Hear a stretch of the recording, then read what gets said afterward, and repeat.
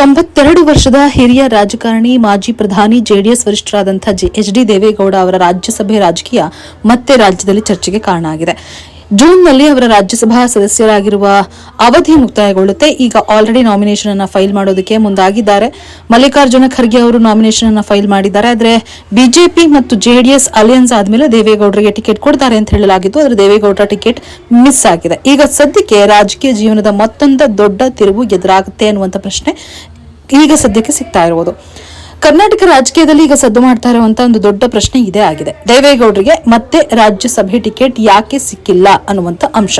ಮತ್ತೊಂದು ಕಡೆ ಕಾಂಗ್ರೆಸ್ ಕೂಡ ಇದನ್ನ ಅಡ್ವಾಂಟೇಜ್ ಆಗಿ ತೆಗೆದುಕೊಂಡು ದೇವೇಗೌಡರಿಗೆ ಬಿಜೆಪಿ ಮೋಸ ಮಾಡಿದೆ ಅಂತ ಹೇಳಿ ಒಂದಷ್ಟು ಸ್ಟೇಟ್ಮೆಂಟ್ಸ್ ಗಳನ್ನೇನೋ ಕೊಡ್ತಾ ಇದ್ದಾರೆ. ಇನ್ನು ಕರ್ನಾಟಕದಿಂದ ರಾಜ್ಯಸಭೆಗೆ ಆಯ್ಕೆಯಾಗಿರುವ 4 ಸದಸ್ಯರ ಅವಧಿಯಲ್ಲಿ ಈ ಜೂನ್ ಮುಕ್ತಾಯವಾಗಿದೆ. ಒಂದು ಮಲ್ಲಿಕಾರ್ಜುನ ಖರ್ಗೆ, ಎಚ್.ಡಿ. ದೇವೇಗೌಡ. ಇದೀಗ ಹೊಸ ಸದಸ್ಯರ ಆಯ್ಕೆಗೆ ಚುನಾವಣೆ ಸಿದ್ಧತೆ ನಡೀತಾ ಇದೆ. ಕರ್ನಾಟಕ ವಿಧಾನಸಭೆಯ ಇಂದಿನ ಸಂಖ್ಯಾಬಲ ನೋಡಿದ್ರೆ ಕಾಂಗ್ರೆಸ್ ಪಕ್ಷಕ್ಕೆ 3 ಸದಸ್ಯರನ್ನ ಸುಲಭವಾಗಿ ಗೆಲ್ಲಿಸುವಂತ ಬಲ ಇದೆ. ಆದ್ರೆ 4ನೇ ಸ್ಥಾನಕ್ಕಾಗಿ ತೀವ್ರ ಪೈಪೋಟಿ ನಡೆಯುವ ಸಾಧ್ಯತೆ ಇದೆ. ಇನ್ನು ರಾಜ್ಯಸಭೆಯ ವಿಪಕ್ಷ ನಾಯಕ ಮಲ್ಲಿಕಾರ್ಜುನ ಖರ್ಗೆ ಅವರಿಗೆ ಮತ್ತೆ ಅವಕಾಶ ಸಿಕ್ಕಿದೆ. ಅವರು ಬಹುತೇಕ ಗೆಲ್ತಾರೆ ಅನ್ನುವಂತ ಖಚಿತ ಆಗಿದೆ. ಇನ್ನು ಕಾಂಗ್ರೆಸ್ ಹೈಕಮಾಂಡ್ಗೂ ಖರ್ಗೆ ಪ್ರಮುಖ ನಾಯಕರು ಹೌದು. ದೆಹಲಿಯಲ್ಲಿ ಕಾಂಗ್ರೆಸ್ ಪ್ರಮುಖ ಮುಖವಾಗಿ ಖರ್ಗೆ ಕಾರ್ಯನಿರ್ವಹಿಸ್ತಾ ಇದ್ದಾರೆ. ಹೀಗಾಗಿ ಕಾಂಗ್ರೆಸ್ ತನ್ನ ಮೊದಲ ಆದ್ಯತೆಯಾಗಿ ಖರ್ಗೆ ಅವರನ್ನ ಆಯ್ಕೆ ಮಾಡಿದೆ.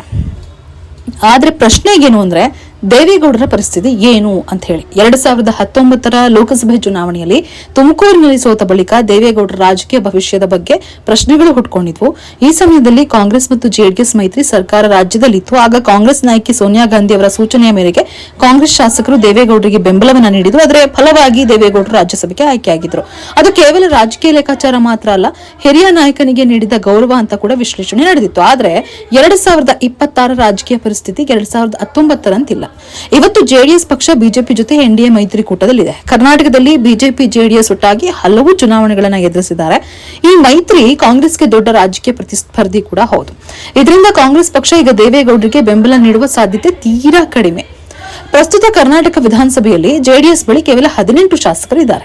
ರಾಜ್ಯಸಭೆ ಸದಸ್ಯರನ್ನು ಆಯ್ಕೆ ಮಾಡಬೇಕಾಗುವ ಲೆಕ್ಕಾಚಾರವನ್ನ ತೆಗೆದುಕೊಂಡ್ರೆ ಈ ಮತಗಳು ಸಂಖ್ಯೆ ಸಾಕಾಗುವುದಿಲ್ಲ. ಇನ್ನು ಬಿಜೆಪಿ ಬೆಂಬಲ ಕೊಟ್ಟರು ಪರಿಸ್ಥಿತಿ ಅಷ್ಟು ಈಸಿಯಾಗಿಲ್ಲ. ಯಾಕೆಂದ್ರೆ ಕಾಂಗ್ರೆಸ್ ಬಳಿ ಸ್ಪಷ್ಟ ಸಂಖ್ಯಾಬಲ ಇದೆ. ಅದರಲ್ಲೂ ಕಾಂಗ್ರೆಸ್ ತನ್ನ 3 ಅಭ್ಯರ್ಥಿಗಳನ್ನ ಗೆಲ್ಲಿಸಲು ಸಂಪೂರ್ಣ ಗಮನ ಹರಿಸುವಂತ ಸಾಧ್ಯತೆ ಇದೆ.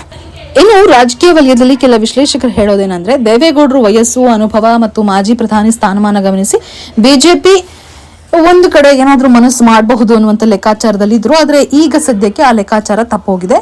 ದೇವೇಗೌಡರಿಗೆ ಟಿಕೆಟ್ ಅನ್ನ ಮಿಸ್ ಮಾಡಿದೆ. ಆದ್ರೆ ಇನ್ನೊಂದು ಕಡೆ ವಿಶ್ಲೇಷಣೆ ಏನ್ ಹೇಳುತ್ತೆ ಅಂದ್ರೆ ಜೊತೆಗೆಲ್ಲೇ ಇದ್ಕೊಂಡು ಬಿಜೆಪಿ ಒಂದು ಸಂಚನ್ನ ರೂಪಿಸಿ ದೇವೇಗೌಡರ ರಾಜಕೀಯವನ್ನ ಅಂತ್ಯ ಮಾಡಿದ್ದಾರೆ ಅನ್ನುವಂತ ಕೆಲವೊಂದು ವಿಚಾರಗಳು ಕೂಡ ಮುನ್ನೆಲೆಗೆ ಬರ್ತಾ ಇದೆ. ಇದು ಕೇವಲ ಒಂದು ರಾಜ್ಯಸಭೆ ಟಿಕೆಟ್ನ ಪ್ರಶ್ನೆಯಲ್ಲ, ಇದು ಮಾಜಿ ಪ್ರಧಾನಿಗೆ ರಾಜಕೀಯವಾಗಿ ನೀಡುವಂತಹ ಗೌರವದ ಪ್ರಶ್ನೆ ಕೂಡ ಹೌದು. ದೇವೇಗೌಡರು ದೇಶದ ಪ್ರಧಾನಿಯಾಗಿದ್ದ ನಾಯಕ, ಕರ್ನಾಟಕ ರಾಜಕೀಯದಲ್ಲಿ ದಶಕಗಳ ಕಾಲ ಪ್ರಭಾವವನ್ನು ಬೀರಿದವರು.